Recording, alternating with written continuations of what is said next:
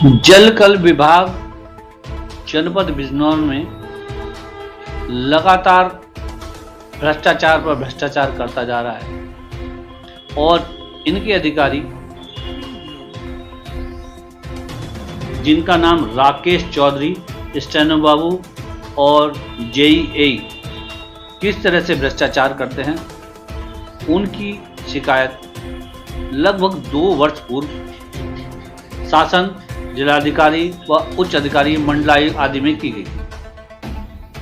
इनके द्वारा जो कार्य कराए जा रहे थे, निर्माण कार्य कराए जा रहे थे, उनकी भी शिकायत और सबूत शिकायत के साथ साथ प्रस्तुत किए गए, लेकिन भ्रष्टाचार के चलते हुए इन्होंने उन शिकायतों को दबा दिया और उन शिकायतों का कोई उत्तर नहीं दिया। अब जब सूचना आयोग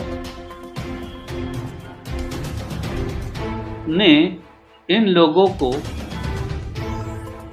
बुलाया और कहा, जो अपील करता है, उन्होंने आरटीआई के माध्यम से जो सूचनाएं मांगी हैं वह आपने उपलब्ध नहीं कराई हैं।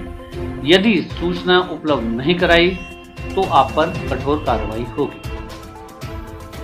अपने ऊपर कार्रवाई होते हुए देख अधिशासी अभियंता राकेश चौधरी व अन्य जेईई और स्टेनो बाबू ने अपना पीछे छुड़ाने के लिए और भ्रष्टाचार को दबाने के लिए लिखा है कि 3/6/2023 के द्वारा IGRS पर एवं जिलाधिकारी कार्यालय को सूचनाएं दे दी गई है। यानी जो शिकायत की गई थी उसकी सूचना इन्होंने जिलाधिकारी को दे दी। जिलाधिकारी अपीलकर्ता नहीं थे, सूचनाएं अपीलकर्ता को देनी थी, शिकायतकर्ता को सूचनाएं उपलब्ध करानी थी।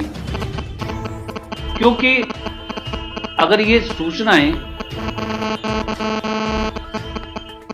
शिकायतकर्ता को उपलब्ध कराते तो इनके भ्रष्टाचार की पोल खुल रही थी, लेकिन इन्होंने गुमनाम कर जिलाधिकारी को सूचनाएं किस आशय से उपलब्ध करा दी ये तो ये जाने। लेकिन जो निर्माण कार्य हुए हैं, जिनमें इन्होंने भ्रष्टाचार किया है, जिन्होंने इन्होंने मोटा कमीशन लिया है, उन कार्यों को भी इन्होंने अपने ही डिपार्टमेंट के प्राइवेट लोगों से जांच कराकर उसमें लिखा है कि हमने इनकी सभी निर्माण कार्यों की जांच करा दी है और जांच में क्या है,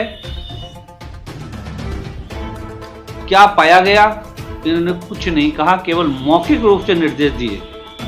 इनका ये पत्र है और इस पत्र में इन्होंने साफ साफ लिखा है कि जो कार्य कराए गए हैं उनकी सूचना इस कार्य में मौजूद है, जबकि इस जो पत्र है इनका 1/1/2025 का, उसमें कोई भी ऐसी चीज प्राप्त नहीं हुई जिससे हम कहें कि यह संतोषजनक है। अपने आप को बचाने के लिए, अपने ऊपर कार्रवाई होता देख इन्होंने इस पत्र का सहारा लिया है। जिस तरह का भ्रष्टाचार पहले से करते चले आ रहे थे, इसी तरह से इस पत्र के माध्यम से भी इन्होंने सारी सूचनाएं छुपा ली हैं।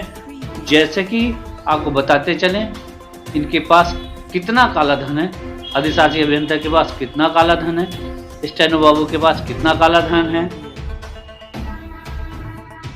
सहायक अभियंता के पास कितना काला धन है, उनकी कोई भी सूचना इन्होंने उपलब्ध नहीं कराई। मानव संपदा पोर्टल पर जो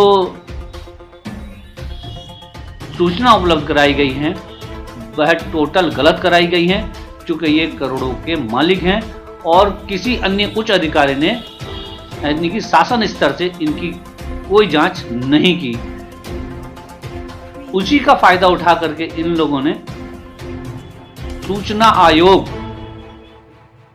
आरटीआई भवन लखनऊ को एक पत्र लिखा है, जो मैं अभी आपको दिखा रहा था।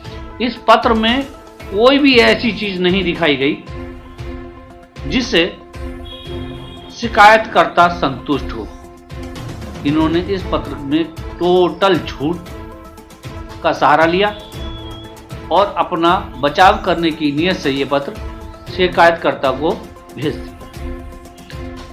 अब बात करते हैं हम भ्रष्टाचार की। अब तक के जितने भी इनके निर्माण कार्य हुए हैं, उन निर्माण कार्यों की शुरू से ही जांच कराई जाए, यानी कि इनके कार्यकाल में कितने निर्माण कार्य कहां हुए हैं, उनकी सभी की जांच कराई जाना आवश्यक है, जिससे दूध का दूध और पानी का पानी हो जाएगा।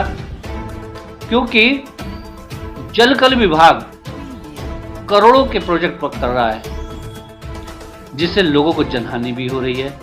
ऐसी सड़कें भी खोद कर डाल दी गई हैं उनको, जिससे एक्सीडेंट भी हो रहे हैं। कई बच्चे उन सड़कों में गिर चुके हैं, आदमी गिर चुके हैं, लेकिन विभाग ने उन सड़कों को न तो जाकर के देखा कि उन सड़कों में हो क्या रहा है, और न ही उनको आज तक बंद कराया। लोगों ने अपने निजी खर्चे से उन सड़कों को बंद कराया है। प्रधानमंत्री का आदेश है कि जो भी निर्माण कार्य आप करा रहे हैं, उससे किसी भी जनमानस को हानि नहीं होनी चाहिए, लेकिन इनकी वजह से न जाने कितने लोग उस गड्ढों में दुर्घटना का शिकार हो चुके हैं, अस्पताल पहुंच चुके हैं। बहुत से लोगों की तो मृत्यु भी हो चुकी है, जिसका जिम्मेदार केवल अगर है तो जलकल विभाग है। क्योंकि जलकल विभाग ने जिस समय गड्ढे खोदे थे, उस समय उनमें पाइपलाइन नहीं डाली, उसके महीने बाद पाइपलाइन डाली और तब तक वो गड्ढे खुदे रहे। उन गड्ढों